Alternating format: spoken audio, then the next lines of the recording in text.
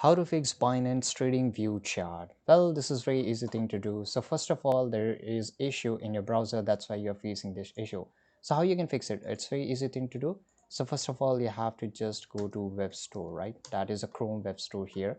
And once you're here, you have to, add a ad blocker. So just right here, add blocker, and you will find a lot of them. So just try to install the first one, which is a good one. So once here, you have to click on the add to Brave or add to Chrome, whatever the browser you're using. And once you have added this, it will show you here. So you can access your ad block here. Make sure you turn that on. And once just try to open that Binance Trading Chart View again. If it's working, then it's great. If it's not, then just go to settings of your web browser here. Now in the search bar, you can search for cookie, right? So here, if you search for cookie here, you can see here that clear browsing data. So once you're here, make sure your cookie is also ticked on, and just erase all your cookie of all the time.